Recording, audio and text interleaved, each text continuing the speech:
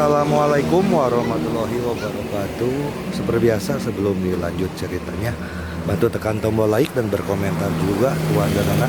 Terima kasih sesudah sebelumnya. Oke guys. Bab 979. Tidak ada lagi Chu Yizhen di dunia keluarga Li dengan cepat mencapai konsensus ini. Memang, di dunia saat ini, pencuri besar Huoyan tidak pernah gagal. Jika pencuri besar Huoyan dapat diundang, resep rahasia pil detoksifikasi Beichen Pharmaceutical pasti akan mudah diperoleh. Sebagai orang pertama yang merekomendasikan Great Thief Fire Swallow, Li Wenhu merasa sangat bersemangat saat itu. Dia mencoba menenangkan dirinya dan perlahan menganalisis situasi dengan ketenangan dan kebijaksanaan. Terakhir kali si pencuri besar burung walet api bergerak adalah di padang rumput utara Amerika Serikat, dan dia tidak terlihat lagi sejak saat itu. Namun, saya yakin bahwa selama kita menawarkan chip yang diminati si pencuri besar burung walet api dan merilisnya melalui saluran web gelap, kita tidak perlu mencari si pencuri besar burung walet api sama sekali. Si pencuri besar burung walet api akan mendatangi kita. Li Ying membuat keputusan akhir. Wenhu, tugas menghubungi pencuri besar Huoyan sekarang diserahkan kepadamu. Audio milik Vince, Software kamu akan Channel. bertanggung jawab untuk menghibur teman-teman dari konsorsium Jinling yang datang dari jauh. Wen Xiong, jaga baik-baik kelima prasasti batu itu. Jika ada sesuatu yang tidak biasa, pastikan untuk segera memberitahuku. Pupil mata Liu Siwan sedikit mengecil. Keluarga Li sebenarnya mengumpulkan 5 batu hamil dewa. Para tetua semuanya punya tugas yang harus dilakukan. Jadi 2 sepupu yang lebih muda pergi minum bersama. Karena Li Ruozi tidak minum, mereka tidak mengundangnya. Sebelum pergi, seorang sepupu bahkan berkata dengan sungguh-sungguh, "Kakak Zi, kamu harus belajar minum, barulah hidup akan menyenangkan." Liu Siwan, saat malam tiba, Liu Siwan meninggalkan rumah keluarga Li dan langsung menuju ke sebuah hotel 10 mil di luar rumah keluarga Li, yang dikelola oleh keluarga Chu Chen sendiri. Disinilah dia dan Chu Chen sepakat untuk bertemu. Ketika Liu Siwan mendorong pintu hingga terbuka, Chu Chen sudah menunggu di sofa. 100.000, ada berita secepat ini? Chu Chen berdiri sambil tersenyum. Bagaimana perasaanmu pada hari pertamamu sebagai cucu Li Ying? Apakah ini bahasa manusia? Liu Siwan meliriknya. Apakah kamu kenal pencuri besar Huoyan? Liu Siwan berkata. Target keluarga Li berikutnya adalah resep rahasia pil detoksifikasi Beichen. Mereka akan menyewa pencuri besar Huoyan dengan harga tinggi. Chu Chen tertegun. Tampaknya meskipun keluarga Li ada di ibu kota dan juga merupakan keluarga seni bela diri, anak-anak keluarga Li belum memasuki biro operasi khusus. Semua anggota biro operasi khusus memiliki beberapa tebakan bahwa satu-satunya dewa perang wanita pada tahun 2000, dengan nama Sandi Huoyan, kemungkinan besar adalah pencuri terkenal di dunia Huoyan. Tetapi keluarga Li tidak tahu bahwa mereka sedang berusaha semaksimal mungkin untuk menghubungi pencuri hebat Huoyan. Aku tahu tentang pencuri hebat Huoyan. Lalu apa? Chu Chen bertanya. Mengapa keluarga Li mencuri resep rahasia pil detoksifikasi Beichen? Bahkan jika resep rahasia itu ada di tangan keluarga Li, mereka tidak berani menyentuhnya. Ini tentang Jinling Financial Group lagi. Liu Siwan bertanya. Anda tahu grup keuangan Jinling, kan? Saya dengar perwakilan grup keuangan Jinling sudah tiba di ibu kota. Liu Siwan menggambarkan percakapan keluarga Li dalam satu tarikan napas. Chu Chen awalnya menduga bahwa pasti ada beberapa rahasia yang tak terkatakan antara keluarga Li dan Biro Vulkan. Namun tanpa diduga, bahkan grup Jinling dan keluarga Li pun ada hubungannya. Dapat dikatakan bahwa pil detoksifikasi Bei Chen telah menyelamatkan banyak nyawa dan merupakan senjata penting dalam industri farmasi Tiongkok saat ini.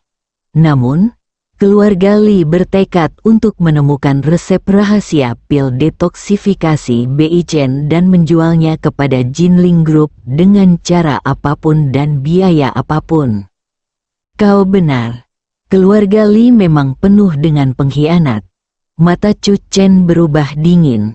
Mereka semua pantas mati. Siwan, kau sudah melakukan pekerjaan yang hebat. Teruskan. Aku akan mentraktirmu minum setelah masalah keluarga Li selesai. Chu Chen menepuk bahu Liu Siwan. Bagi Liu Siwan, mentraktir orang minum adalah hal yang paling praktis. Liu Siwan mengangguk cepat. Juga, kita harus memberi perhatian khusus pada 5 batu hamil dewa yang dikumpulkan secara diam-diam oleh keluarga Li. Jika mereka tiba-tiba terbangun, kita harus mengambil tindakan tepat waktu. Hanya dalam waktu setengah hari, Liu Siwan memberikan begitu banyak informasi berguna, yang membuat Chu Chen semakin yakin tentang Liu Siwan. Di pihak Kunlun, Xiao Kun juga mengirimkan kembali berita bahwa mereka baru saja tiba di Kunlun dan ada jiwa yang menunggu mereka di sana. Setelah berunding, sang jiwa setuju untuk bergabung dengan 2000. Tim yang berjumlah 2000 mulai bertambah. Keduanya adalah kabar baik. Chu Chen pulang ke rumah dan melewati danau, dan melihat Chu Kaiping sedang memancing. Jika kita menggunakan pepatah alegoris 2 bagian untuk menggambarkannya, Chu Kaiping sedang memancing, negaranya damai dan rakyatnya sejahtera. Ini berarti masalah-masalah yang terjadi akhir-akhir ini akhirnya berakhir dan dunia seni bela diri Tiongkok kembali berjalan sesuai jalurnya. Paman kedua, kamu punya banyak waktu luang. Urusan keluarga Li belum terselesaikan. Chu Chen berjalan mendekat. Ekspresi Chu Kaiping acuh tak acuh. Bukankah kau mengatakan bahwa keluarga Li ingin menyewa pencuri besar Huoyan dengan harga tinggi? Ini sudah menunjukkan bahwa urusan keluarga Li bukan tanggung jawabku. Sedangkan untuk Kunlun, itu sudah jelas. Tak heran paman kedua saya mulai memancing saat ia tidak punya pekerjaan apapun. Semua hal ini tampaknya menjadi tanggung jawab Chu Chen. Chu Chen melirik Chu Kaiping dan tiba-tiba bertanya, "Aku sudah di rumah selama beberapa hari. Mengapa aku tidak menemui bibi kedua?" Mendengar ini, pancing Chu Kaiping bergetar, dan dia dengan cepat menyela kata-kata Chu Chen. Dia kembali ke rumah orang tuanya. Para lelaki selalu memanfaatkan kesempatan saat para perempuan mereka pulang ke rumah orang tua untuk melakukan hal-hal yang ingin mereka lakukan tetapi tidak berani melakukannya pada hari-hari biasa. Chu Kaiping, itu memancing. Chu Chen mendesah bahwa kepala Biro Operasi Khusus sebenarnya takut pada istrinya. Memikirkan ayahnya lagi, Chu Chen menghela napas semakin dalam. Bertanya-tanya apakah ini tradisi keluarga Chu. Namun, sayangnya, jika menyangkut saya, tradisi keluarga Chu ini tidak dapat diwariskan. Chu Chen berdiri tegak, berbalik dan berjalan kembali. Kali ini dia akan mendukung suaminya. Setelah 2 putaran latihan, Chu Chen memeluk Song Yan dan merasakan kekuatan di tubuhnya. kemacetan latihan pemeliharaan kesehatan Tao menunjukkan tanda-tanda melonggar. Meskipun tidak ada pencerahan yang tiba-tiba, tidak peduli seberapa tebal kemacetan itu, ia tidak dapat menahan pemolesan tekun Chu Chen setiap hari, dan ia menjadi semakin tipis. Sepertinya kita berdua akan segera bisa menerobos, kata Chu Chen. Song Yan juga menyadarinya dan mengangguk, asalkan kamu memiliki ketekunan, kamu bisa menggiling batang besi menjadi jarum. Chu Chen menggigil. Dia tidak menyukai metafora ini. Itu menakutkan. Setelah beberapa saat, melihat Chu Chen tidak berbicara, Song Yan tidak dapat menahan diri untuk bertanya, "Apa yang sedang kamu pikirkan?" Chu Chen menjawab dengan serius, "Saya berpikir, grup keuangan Jinling telah menyebabkan masalah bagi Tiongkok berkali-kali. Jika saya memiliki kesempatan, saya akan menarik beberapa meriam, pergi ke markas besar grup keuangan Jinling, melepaskan beberapa tembakan, dan membombardir grup keuangan Jinling." Song Yan tidak dapat menahan tawa. Apakah kita perlu bersusah payah membawa beberapa meriam untuk menghadapi grup keuangan Jinling? Tidak. Yang kuinginkan hanyalah mengganti nama yang diberikan dunia kepadaku, Chu Chen berkata dengan keras. Setelah pertempuran ini, tidak akan ada lagi Chu Yizhen di dunia ini, dan semua orang akan memuji Chu Dapao. Lagu Yan, hari berikutnya, pagi, Chu Dapao menerima kabar dari Situ Jing. Tadi malam, berita tersebar di web gelap bahwa seseorang menawar harga tinggi untuk bertemu dengan pencuri hebat Huoyan, tetapi tugas spesifiknya tidak disebutkan. Situ Jing berkata dengan suara yang dalam. Situ Jing juga penasaran siapa yang ingin melihat pencuri besar Huoyan. Kemarin dia menerima pesan dari Chu Chen, memintanya untuk memperhatikan informasi web gelap tentang pencuri besar Huoyan. Benar saja, berita seperti itu muncul di tengah malam. Terima kasih, Chu Chen tersenyum. Gunakan akun baru dan jalankan misi ini atas nama pencuri besar Huoyan. Bab 980 taburkan sedikit air. Meskipun dia tidak mengerti dengan jelas niat Chu Chen, Situ Jing tetap melakukan apa yang diperintahkan tanpa bertanya lebih lanjut. 10 menit kemudian, Situ Jing mengirim pesan, "Saya telah menerima tugas tersebut." Hampir pada saat yang sama, Li Wenhu dari keluarga Li juga menerima laporan tersebut dan langsung sangat gembira. Kami bahkan belum memberikan rincian spesifik mengenai hadiah yang kami berikan. Kami hanya meminta pencuri besar Huoyan untuk mengambil alih tugas ini. Sekarang setelah seseorang mengambilnya, tidak diragukan lagi bahwa itu pasti pencuri besar Huoyan. Li Wenxiong mencoba bertanya, bagaimana jika seseorang mengambil nama pencuri besar Huoyan? Sama sekali tidak. Li Wenhu sangat percaya diri. Akunnya bisa diganti. Tapi bagaimana dengan aksinya? Aku berani mengatakan bahwa di dunia ini, kecuali pencuri besar Huoyan, tidak ada orang lain yang bisa mencuri resep rahasia pil detoksifikasi Beichen. Terlebih lagi, selama kita bisa mendapatkan resep rahasia pil detoksifikasi Beichen, siapa yang peduli jika dia adalah pencuri besar Huoyan yang sebenarnya? Li Wenxiong tiba-tiba menyadari, kakak kedua benar. Apa yang mereka inginkan adalah resep rahasia pil detoksifikasi Beichen, bukan pencuri hebat Huoyan. Ketika seseorang menerima tugas, kedua belah pihak dapat berkomunikasi secara pribadi di web gelap.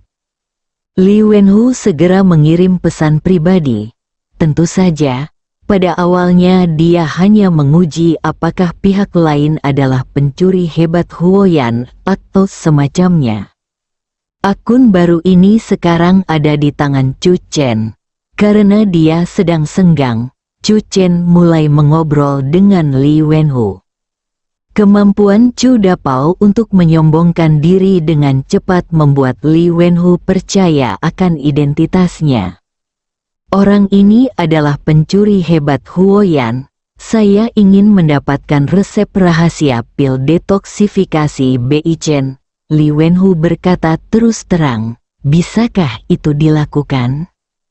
Pencuri besar Huoyan berkata, itu tergantung pada alat tawar-menawar apa yang dapat Anda tawarkan. Mata Li Wenhu berbinar, dia merenung sejenak, lalu berkata singkat, 100 juta. 100 juta untuk membeli resep rahasia. Tidak diragukan lagi, ini adalah harga yang sangat tinggi. Namun, itulah resep rahasia pil detoksifikasi Beichen. Pencuri besar Huoyan dengan cepat menjawab, hanya 100 juta, apakah kamu akan mengusir seorang pengemis? Li Wenhu tentu tidak menyangka bahwa uang 100 juta yuan yang sederhana mampu membuat pencuri besar Huoyan terkesan. Sebaliknya, dia akan merasa aneh jika pencuri besar Huoyan mengambil tugas ini dengan 100 juta yuan. Kedua kubu saling bertukar pukulan. Harga akhirnya adalah 1,341 miliar. Li Wenhu juga bertanya-tanya mengapa kedua belah pihak tiba-tiba mencapai konsensus pada jumlah tersebut, tetapi dia sangat puas dengan hasilnya. Tahukah Anda, Jinling Group adalah grup yang nilainya ratusan miliar.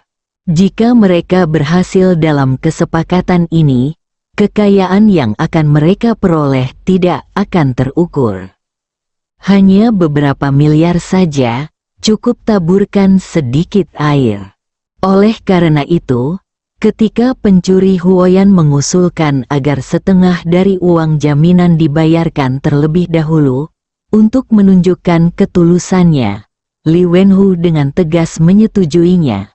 Terlebih lagi, setengah dari deposit yang dibayarkan di muka tidak dibayarkan melalui saluran web gelap, tetapi ke rekening yang diberikan oleh pencuri Huoyan sendiri. Audio milik Pencuri Software besar Channel. Huoyan, apakah kamu tidak takut kalau aku pembohong? Li Wenhu penuh dengan kebanggaan. Jika aku tidak percaya padamu, aku tidak akan memberimu sepeser pun. Jika aku percaya padamu, aku akan percaya padamu 100%. Li Wenhu tidak peduli dengan setengah dari deposito itu, hanya beberapa ratus juta. Jika dia dapat menggerakkan pencuri besar Huoyan dengannya dan membuatnya bekerja lebih keras untuk mencuri resep rahasia pil detoksifikasi Beichen, maka itu tidak diragukan lagi akan menjadi keuntungan. Siapa tahu, kedua pihak bahkan dapat menjalin persahabatan yang mendalam dan bekerja sama lebih lanjut di masa mendatang. Mendengar pertanyaan itu, mata Li Wenhu bersinar dengan kebijaksanaan dan dia pun segera memberitahukan rahasia itu kepada Li Wenxiong. Besar, Li Wenxiong menghela napas. Kemampuan saudara kedua untuk mengendalikan hati orang-orang berada di luar jangkauanku. Li Wenhu tersenyum tipis dan berdiri dengan kedua tangan di belakang punggungnya. Jika tidak terjadi hal yang tidak diinginkan, dalam waktu 3 hari, pencuri besar Huoyan akan membawakan kita kabar baik. Ngomong-ngomong, apakah kamu sudah membuat pengaturan untuk perwakilan dari Jinling Financial Group? Mendengar ini, Li Wenxiong langsung mengangguk. Kakak kedua, menurutmu apakah masih ada pria di dunia ini yang bisa dengan mudah keluar setelah memasuki Istana Merah? Li Wenhu tertawa terbahak-bahak.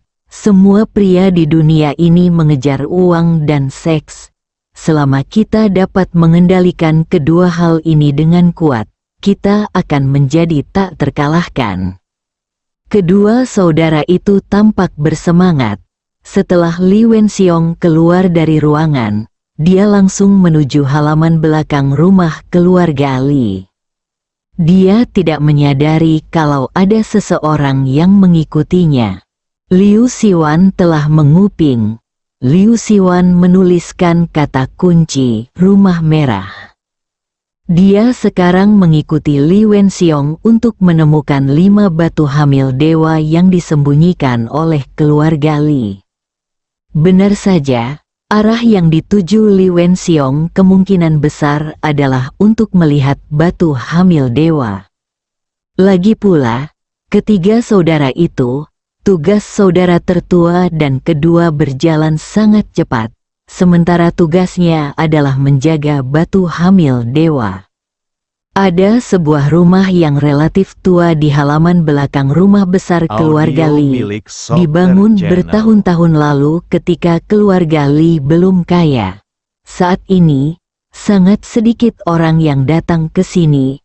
Tentu saja, lelaki tua dari keluarga Li adalah orang yang suka bernostalgia. Jadi dia melestarikan rumah tua itu. Mendorong pintu hingga terbuka, Li Wenxiong dengan cepat tiba di bagian terdalam rumah tua itu. Dia mendorong lemari hingga terbuka, dan sebuah jalan rahasia pun muncul. Li Wenxiong menyalakan lampu dan berpikir dalam hati bahwa area di lantai bawah, terus terang saja, adalah ruang bawah tanah. Ruang bawah tanah yang terang benderang itu dipenuhi banyak harta karun, yang berkilauan dan berkilauan. Di ruang terbuka di sisi lain, 5 lempengan batu tergeletak tenang di tanah. Keluarga Li adalah keluarga seni bela diri. Li Wenxiong langsung menuju salah satu lempengan batu, yang ini dikumpulkan di aula leluhur keluarga Li. Ketika Biro Operasi Khusus mengungkap rahasia lempengan batu tersebut, keluarga Li dengan tegas memindahkan lempengan batu tersebut ke sini. Pada saat yang sama, mereka juga mengumpulkan 4 lempengan batu dari berbagai tempat. Leluhur tua, aku tidak tahu kapan kamu akan bangun, Li Wenxiong berkata dalam hati. Sekarang keluarga Li berjalan lancar. Yang kita butuhkan hanyalah orang kuat untuk memimpin. Ayahku hanya setingkat ahli bela diri. Jika leluhur tua itu bangun dan membawa keempat pembantu ini bersamanya, ini akan menjadi kartu truf terbesar keluarga Li kita. Li Wenxiong sangat menantikan hari itu. Keluarga Li memiliki kekayaan, kecantikan dan kekuasaan. Yang ada hanya kekurangan orang kuat untuk mengambil alih. Sesaat kemudian, Li Wenxiong meninggalkan ruang bawah tanah dan berjalan cepat ke kejauhan. Namun, lorong ruang bawah tanah yang baru saja ditutup perlahan terbuka lagi. Liu Xiwan berjalan turun. Ternyata itu adalah leluhur keluarga Li. Liu Xiwan berjalan mengelilingi 5 lempengan batu. Dia ingin mencoba apakah Ordo Kaisar Qin masih berguna di dunia 2000 tahun kemudian. Liu Xiwan mengendalikan sebagian harta karun di ruang bawah tanah dan menghancurkannya ke arah 5 lempengan batu. Bangun, sudah 2000 tahun. Sekitar 1/4 jam, 5 lempengan batu pecah satu demi satu. Suara mendesing. Suara mendesing, suara mendesing, suara mendesing, suara mendesing. Kelima roh itu terbangun. Mereka segera terpaku pada satu sosok. Sosok muda itu berdiri membelakangi mereka dan tangannya di belakang punggungnya. Tangkap mayatnya. Pikiran itu langsung terlintas di benak kelima jiwa itu. Dan mereka ingin segera berlari menghampiri sosok muda itu. Kaisar Qin telah mengeluarkan perintah. Semua jiwa harus mendengarkan. Sosok muda itu bicara perlahan, namun suaranya bagaikan guntur, menggelegar. Tidak boleh ada yang memiliki tubuh ini, segera pergi ke Kunlun. Dalam sekejap, kelima jiwa itu berhenti sekaligus. Perintah Kaisar Qin bersambung.